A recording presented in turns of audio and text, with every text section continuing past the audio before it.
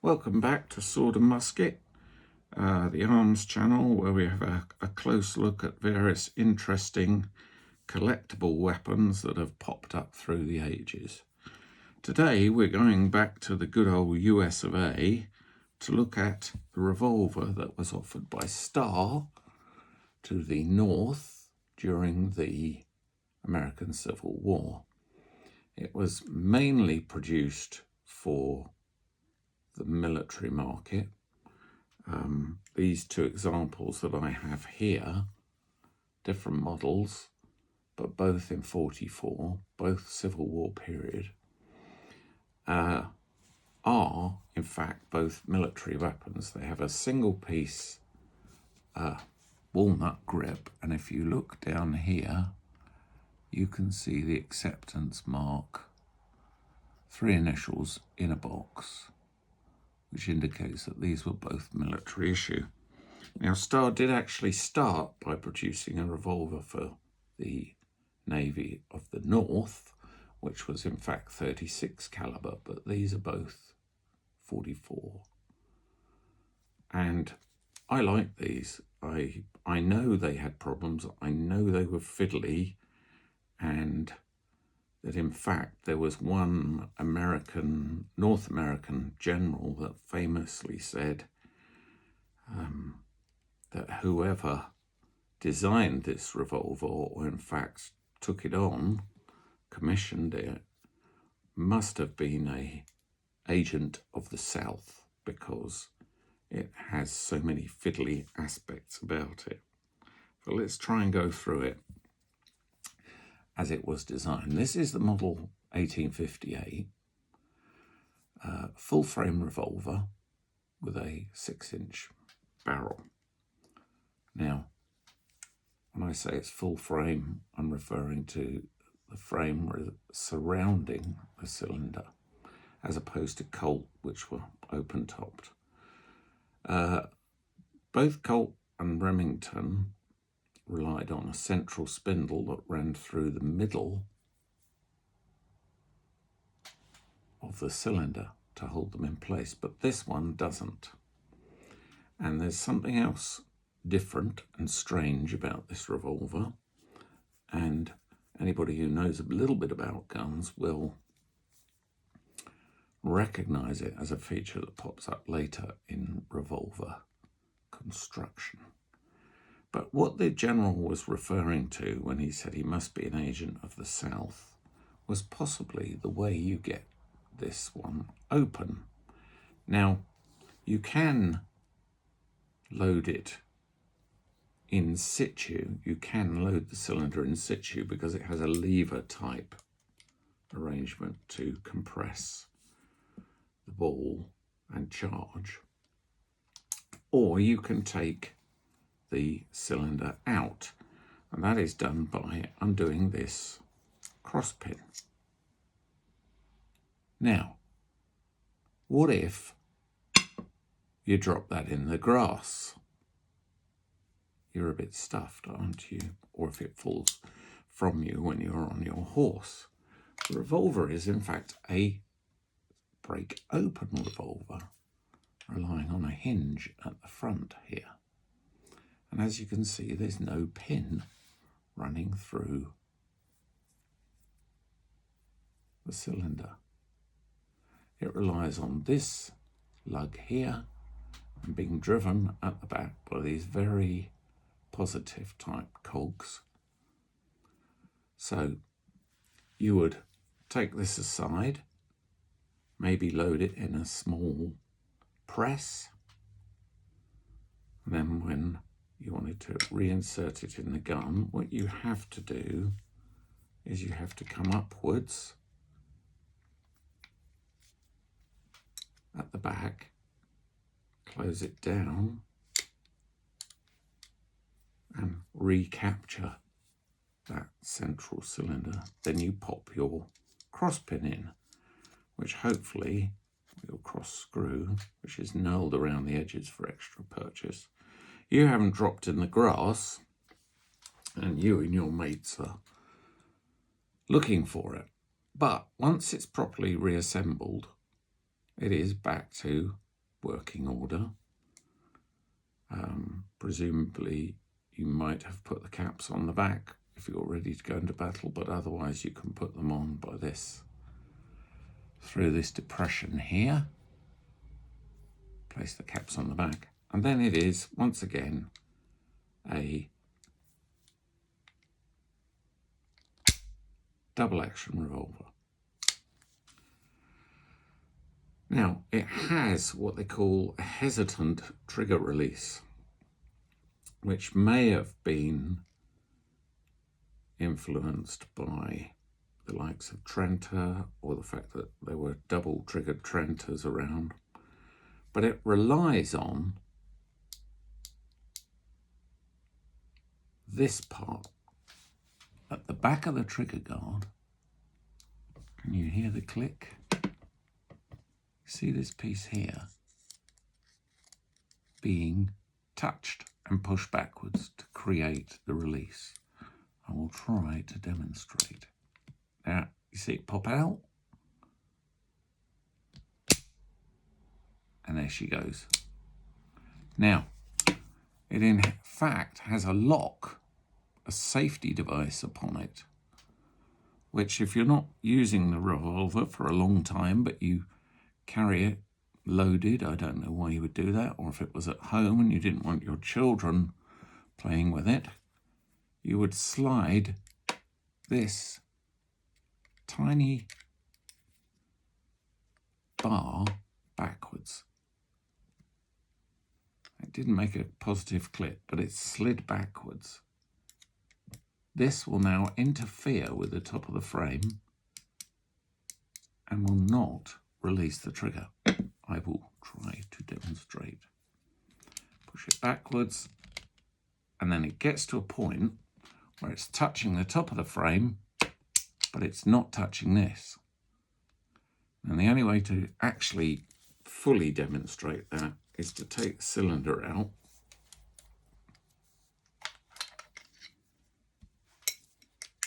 close it back up again. Now, so goes back, will not release. Slide it up and out the way.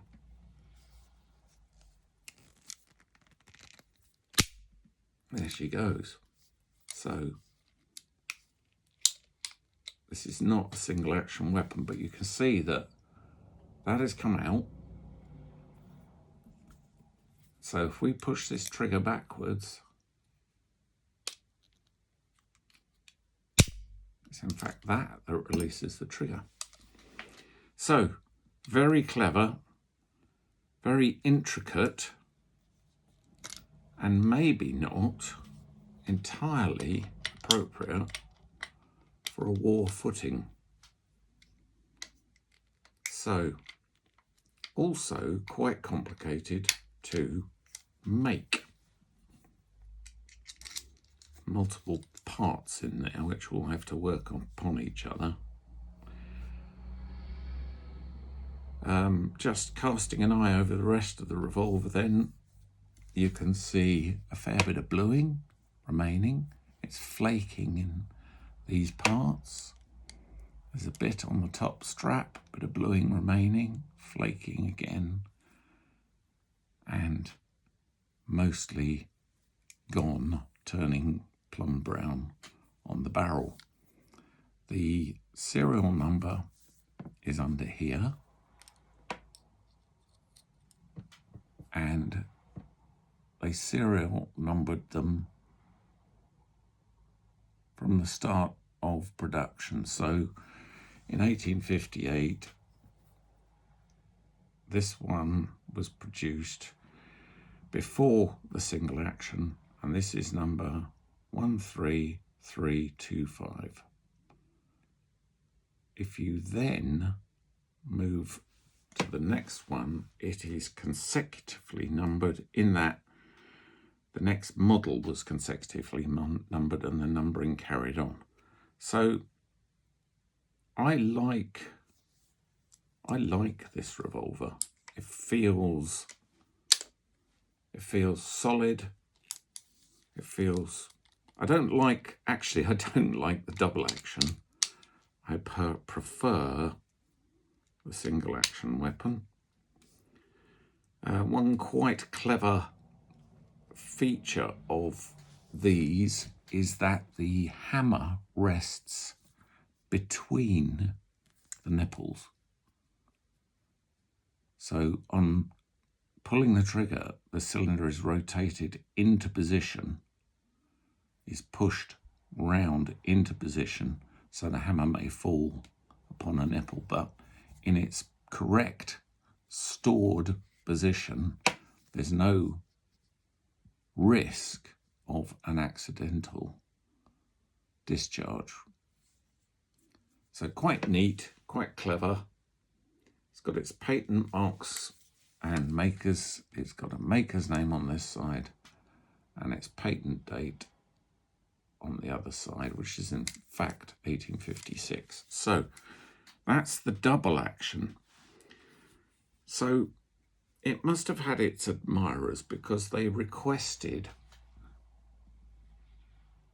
a single action, which came out with a longer barrel and is definitely only single action. So to fire, you have to pull the hammer back and then you can release. They had the same rather finicky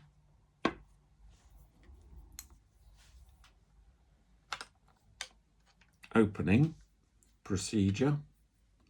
So in effect, it was thought that it was quicker to change this for another cylinder on your belt than to try and reload all 6 chambers. So you'd have a loaded cylinder on your belt and you'd pop that back in.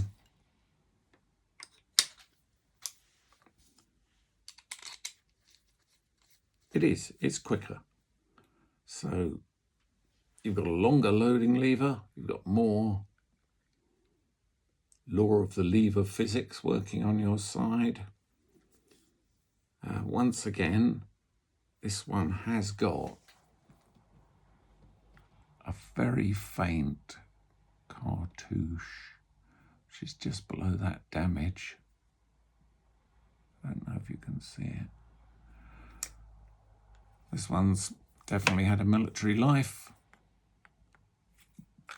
There's less finish on it all over. They have a superbly rifled 6-groove barrel.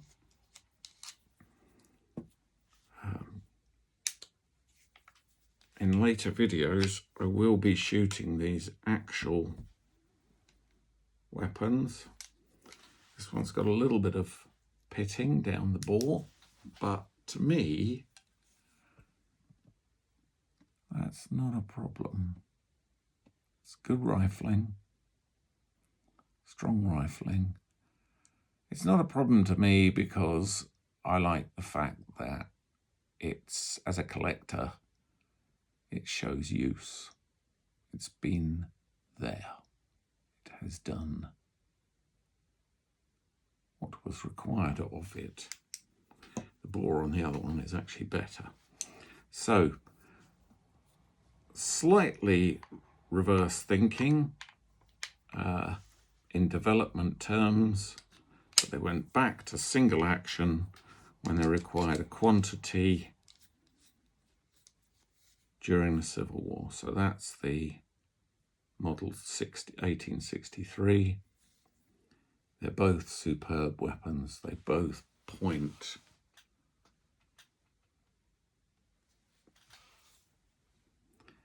very nicely. They usually have small inspector's marks upon them. You can see an M on the barrel of this one. It's an internal factory inspection mark. On the other one, I believe it is a B.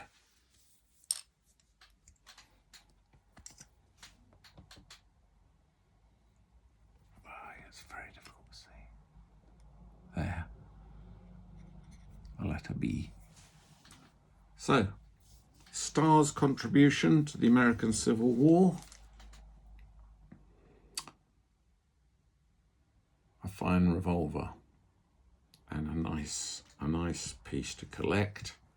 The rear aiming point is a groove in the top of the hammer, which you obviously line up with the front. The front is in a dovetail, the front sight's in a dovetail, so if you're practicing your pistol shooting and you're pulling to the right or the left, you can tap that over, compensate, and get better accuracy. There's the serial number in the shadows. I can't, maybe I ought to see it there, but it's also underneath the trigger. Yeah, underneath the hammer, beg your pardon. And it's on the cylinder.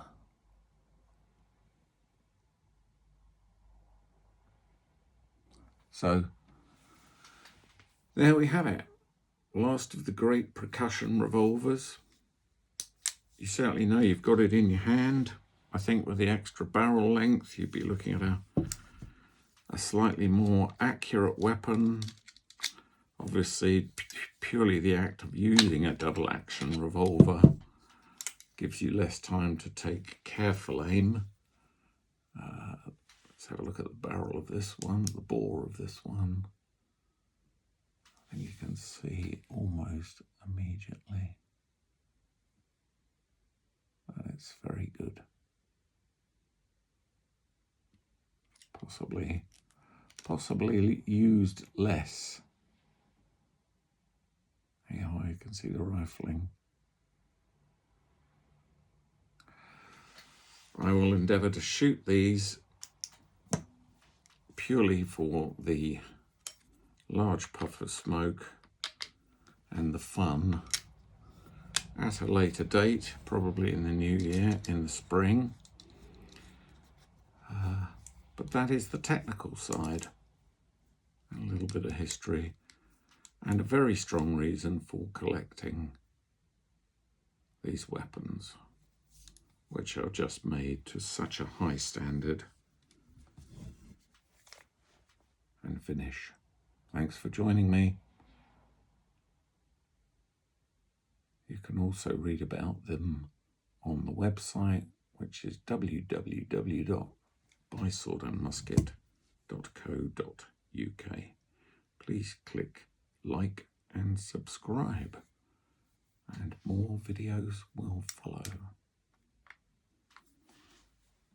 Thank you.